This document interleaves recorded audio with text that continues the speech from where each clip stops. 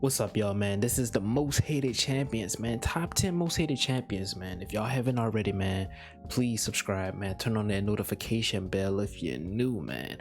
Here we go. Let's get right into it, man. Hope y'all enjoy this. At number 10, we got Germaine de Randamie. JDR, man. She beat Holly Holm at UFC 208. But not exactly. Fans really didn't take too kind of her after a shot bells against Holly Holm, and she didn't get points deducted for it, and she did it twice. So the first time, us fans kind of understood, that okay, it was an accident, but she did the same thing.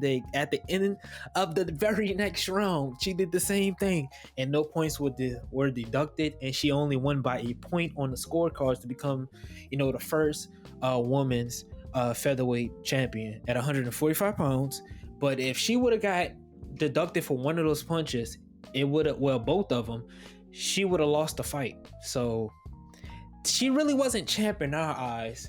So she wins that, and then she comes out and says she don't want to fight Chris Cyborg. So Chris Cyborg was the number one contender in that division. Chris Cyborg moves up from 135 pounds, I believe, goes up to 145, a division that's very easy for her to make. And JDR didn't want to fight her because, quote unquote, she was scared that, Cyborg's a cheater and she couldn't trust, Cyborg, passing any drug test.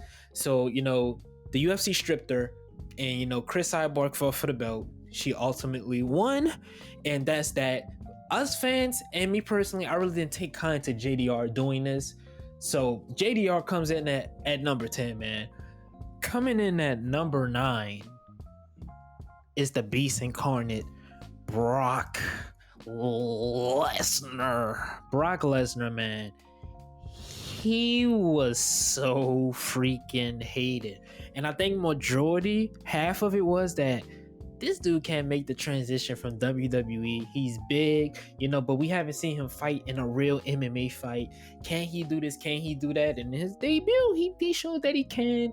In the first Frank Mir fight, he can, even though he got submitted. He did show skill.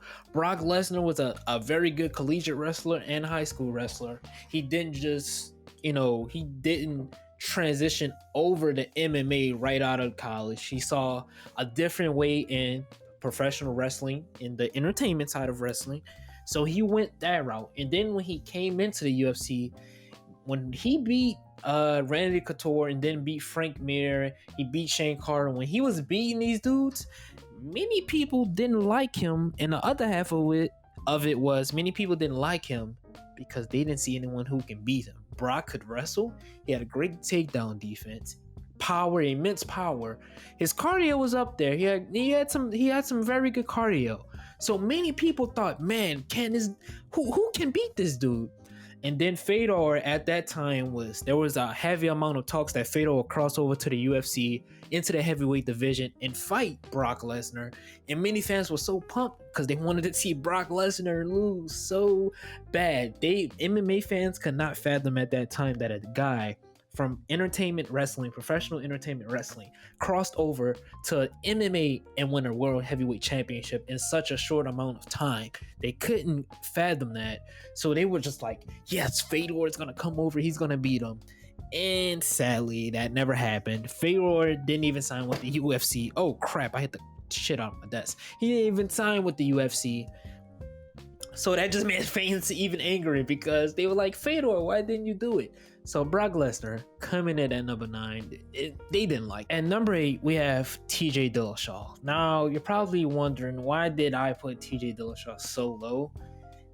And it's because even before he popped, I wouldn't say people didn't hate him because he had a lot of haters, but it wasn't to the extent of it is now. You know what I mean? So let's go back. TJ Dillashaw defeats Renan Barão twice. Renan Barão at the time was noted as the best bantamweight at that time, even though Dom Cruz, was injured and out. People saw Renan Barão as that guy. Renan Barão was on a 32-fight win streak, so for TJ to come in, as an underdog and starch Renan Barão, not once, but twice, it just, oh man, Brazilian. Renan Barão is Brazilian. Y'all know how passionate Brazilians are with their fans. I mean, with their fighters. So a lot of people didn't. Brazil is a big country. A lot of people didn't like TJ. He goes along, trash talks his Dominic Cruz, Cody Garbrandt twice. You know, he loses to Dominic Cruz, and he never took a loss well. With the Dominic Cruz fight, he didn't take that loss well. He was super salty. He didn't give Dominic any credit. Then he goes on to beat Cody twice, and then he fights Henry Cejudo. For one, not only did he pop for EPO, which is a serious, that is a serious crime. I said serious that many times because it's serious. That's a serious crime. Not only did he do that, but after he lost to Cejudo, after Cejudo knocked him out, he was talking about how Cejudo really didn't win. He felt like the stoppage was too early and this and that. So TJ, he isn't a game fighter. He's a horrible trash talker. He's a sore winner and a sore loser. And he cheated. And it wasn't like he just cheated on. He just popped for tearing the ball, whatever you call that shit. He didn't just pop for that. No, he popped for the top dog, EPO. He popped for something crazy. So TJ Dillashaw comes in at number 8. At number 7, we have Alexander Volkanovski, the current UFC men's 145-pound champion.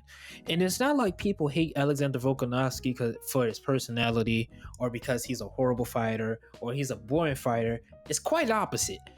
They hate Alexander Volkanovski. Well, people hate him because they feel like he didn't beat Max Holloway in the second fight. So Alexander Volkanovski comes off a big win, pretty much a neutralization of Jose Aldo. He beats Jose Aldo, then he goes up against Max Holloway and pretty much just neutralizes Max Holloway. It was a great fight, but Volkanovski pretty much won a majority of the fight, right? So they booked the second fight, immediate rematch. He defends against Max Holloway. Max Holloway drops him, I believe, twice. Once with a head kick, and I can't remember the second time. Maybe it was once. But Volkanovski looked good in that fight. They both looked good. It was a lot closer than the first fight.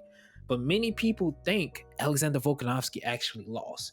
And they don't hate him, like I said, because he's a bad fighter. He's a bad champion, things like that. They feel like Max Holloway beat him. They don't feel like he should actually be champion. It should be Max Holloway. And, you know, people are still clinging on to that. And it seems that Alexander Volkanovski has actually embraced it. He's actually, he's embracing the hate. He just recently defended his title against Brian Ortega in an utmost complete domination.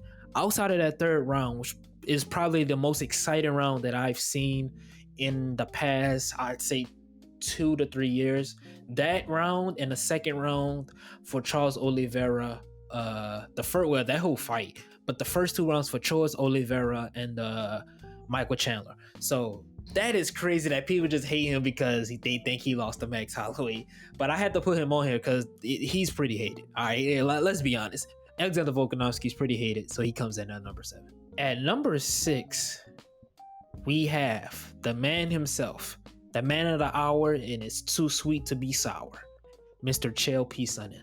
Chael Sonnen went 50-0, 45-0. He beat Anderson Silva to become middleweight champion. Then he KOs Anderson Silva in a rematch, and he moves up and beats Jon Jones for the UFC light heavyweight championship, which is insane that he did that in a short amount of time and at the age that he was, because Jon Jones was considered to be in his prime. He broke Jon Jones' toe. He broke his toe. Like, that is insane to me. He dominated Anderson Silva in both fights.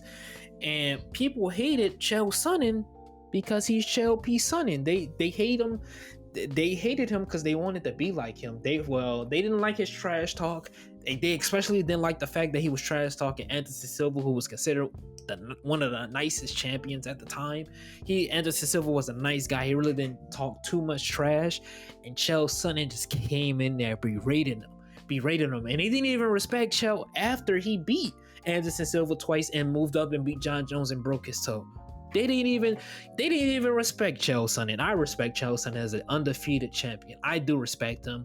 Chael Sonnen comes in at number 6. Give Chael Sonnen his respect, man. Please give him his respect. At number 5, we're gonna go with Aljamain Sterling. Aljamain Sterling is the current men's 135-pound champion after he defeated Petr Yan by disqualification. Petr Yan, the fight was competitive for about the first a round and a half. Aljamain Sterling gasped because he was just a little bit too jovial, a little bit too excited. I feel like the lights got kind of bright for him. He didn't calm down and go with his game plan. And he pretty much was getting dominated. He was getting his ass handed to him. But Petr Yan made a stupid mistake in kneeing Aljamain Sterling when he was grounded. And Aljamain Sterling actually won a UFC Bantamweight Championship belt off of that. Now, a lot of people already didn't like that because they feel like that wasn't fair. But in my opinion, it is. I mean, it's not Aljamain Sterling's fault he got kneed in the face and Petr Yan doesn't know the rules.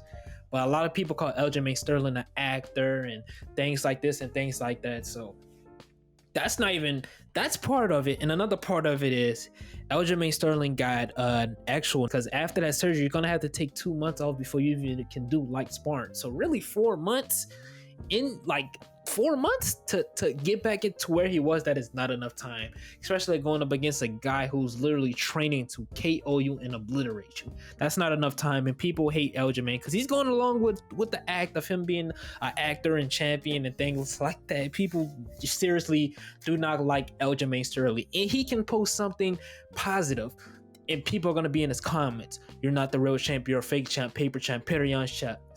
So people hate Aljamain Sterling so much for that, and he comes in the top 5. All right, coming in at number 4 is going to be Tim Sylvia. Now, Tim Sylvia at the time was not liked by many MMA fans, despite him winning 2 heavyweight titles and having one of the longest runs in UFC history and UFC heavyweight history. Most fans see Tim Sylvia as nothing but a joke, and most of that comes from just his fighting style. He had a massive height and reach advantage that he utilized very well. It was a smart strategy, but point fighting at that time really didn't go over well with fans. It was when MMA and UFC was freshly new to the mass population. So many people wanted to see, knockouts, KOs, blood spill, but Tim Sylvia used his jab, worked behind his jab, worked behind kicks, things like that, utilized his wrestling, utilized that weight. And many people didn't want to see that. They wanted to see blood and knockouts and things like that. They didn't like point fighting, how it's so popular now in 2021.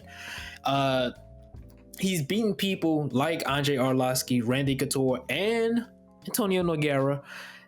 Those are some of the most popular fighters in heavyweight history, and he went up against those guys. I believe he lost to Randy Couture, I'm sorry, but he fought those guys, and those are some of the most popular heavyweights in history, and he fought them.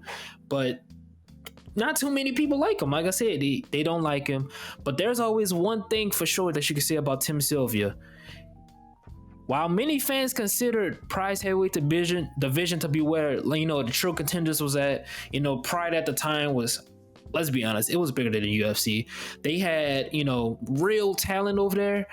That didn't stop him from being the best heavyweight at the time. That didn't stop him. He didn't listen to the noise. He didn't listen to this. He didn't listen to that. He went out there and performed. I mean, he lost to Randy Couture, but still, man, he went out there and performed. He did his job. And yeah, man, not Randy Couture, Tim Sylvia, number 4, man. At number 3, we have Tyron Woodley, the frozen one. And a lot of people hate Tyron Woodley for a plethora of reasons. He's horrible on the mic. His fighting skills consist of 2 dimensions, right? It's a dimension of he can wrestle, or he's gonna feint a takedown and throw a big overhand right or a big right. That's his only, 2 dynamics of his fight game. He doesn't take risk, and he's just pretty much, he wasn't, I wouldn't say a good champion, but he wasn't like into it with the fans. He pretty much was like, okay, y'all can just hate me, I really don't care. He never really tried to, he wasn't like a good heel like a Chael Sonnen where he embraced the hate. It was just like, it's like, like this is cringe type stuff. He didn't take any risk against Damian Maia. He threw the fewest strikes in a UFC fight ever. against Damian Maia in a Maia where Tyron Woodley could have KO'd Damian Maia in the first round, knocked him out, and Tyron Woodley chose not to do it because he was scared of Damian Maia catching him in a crazy submission. So he took absolutely no risk. In the Wonder Boy fight, I believe he beat Wonder Boy in the first fight. That wasn't a draw in my opinion. In the second fight, I believe Wonder Boy won. So it was like people didn't like him anyways. And for him to not take that risk against Damian Maia really solidified why people didn't like him. Then you even had Dana White coming out and pretty much berating him. And even in the fight where he lost his title, people will still be rating him because he did absolutely nothing in that fight. Kamaru Usman just straight up dominated him. And it's just sad to see because Tyron Woodley is a freak of nature, but he never got it. He never was in tune with the fans or Dana White. And sadly, he was not a well-received champion amongst the fans. All right, y'all. Coming in at number 2, we got the notorious Conor McGregor, man. Conor McGregor is not liked by many. He's loved by many and hated by many. Conor McGregor defeated Jose Aldo in 15 seconds. Y'all know how passionate Brazilian fans are about just, that fighters. They're very prideful. How did they say it? Y'all know what I'm saying. Moon Vavarel. However you say that shit. And that's what I'm talking about. Conor McGregor got into Jose Aldo's head. Many people didn't like the bravado, the trash talking. Many people thought he should respect Jose Aldo. He didn't. He went in there and talked his shit and KO'd Jose Aldo, who was champion for 10 years between two organizations in WEC and the UFC. That's crazy. Goes up, fights Eddie Alvarez after fighting Nate Diaz twice. Fights Eddie Alvarez. Talks shit the same way he talks shit to Jose Aldo, and puts on a master class against Eddie Alvarez. Many people thought Eddie Alvarez was gonna wrestle him, take him down, control him, but just make it a dog fight, make it scrappy like Nate did, and it was not that. But the general consensus don't like Conor. Well, for one, because he's a bravado and things like that. But two, he never fucking defended. He never defended the featherweight title or the lightweight title. After he left and beat Eddie Alvarez, he went up to go fight Floyd Mayweather and made a shit ton of money. He comes back. He was still ranked like 2 or 3. Comes back and fight Khabib. He fights Khabib. Khabib, whatever you want to say. He fights him.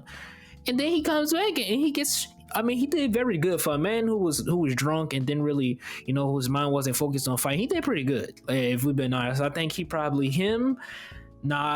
the best out of everybody who fought Khabib, which really, that's not really an accolade to be proud of. But he did the best out of everybody, in my opinion. I think Dustin will probably come close. Dustin or Michael Johnson will at number 1, and I don't think this should surprise a single person. Number 1 is gonna be Jon Bones Jones. People don't hate Jon Jones because of his fighting skill. They don't hate Jon Jones because of his trash talk. They don't hate Jon Jones about the way he looks or what ring attire he wore. They hate Jon Jones purely of what he did outside of the ring, outside of the octagon, outside of the fighting business. Jon Jones is one of the biggest F-ups in UFC history. Jon Jones is so giftedly talented. He's so gifted and talented. The longest reach in UFC history, youngest champion in UFC history. He has the longest title reign right now amongst current active, UFC champions. The longest win streak as a UFC champion. Most title defenses. He did all these things, but all that is tarnished. He's beat people like Shogun Rua, Lyoto Machida, Vito Belfort, Rampage Jackson, Rashad Evans, Alexander Gustafsson, DC twice. Alexander Gustafsson again. He's beaten all these people, but all that is tarnished for what he's done outside the ring. He's got into a car crash with a pregnant woman. He's been caught doing cocaine. He's been caught using PEDs, aka dick pills, as he like to call them. Him and Anderson Silva, they must have got the same dick pills from the same gas station. You know what I'm saying? But they were doing dick pills in the picogram controversy. So the picogram controversy was basically Jon Jones pops hot, but Jeff Novinsky, the Golden Snitch, the USADA spokesperson, comes out with Dana White and says that actually Jon Jones did not cheat. It is traces from the previous drug tests he failed before the second DC fight. So this is right when he fought. I believe this is when he came back against Alexander Gustafsson. So they had that whole controversy, and the Nevada Athletic Commission did not want to let him in the state because they were like, nah, bro, we're not taking a risk. You pissed hot. The UFC did this whole campaign where they were trying to convince everyone that Jon Jones didn't piss hot. It's just picograms. It's just trace amounts and things like that. But people just do not like Jon Jones. They just don't like him, and they don't like the fake good guy persona. If he was to embrace more of the heel persona like a Kobe Covington or a Chael Sonnen, I think he would be well more received. He still has a great amount of fans, but he has a great amount of haters. And that, ladies and gentlemen, is the top 10 most hated UFC champions. Hope you enjoy. All right, y'all. Hope y'all enjoy this, man. Most hated champions, man. If you haven't already, man, like, comment, subscribe, man. Join the family. Join the gang, man. Hope y'all enjoyed this, man. And yeah, man, it's been your boy JMME. Do something productive with your day. Beating your meat is not productive. It's not productive. See y'all next time, man. Peace.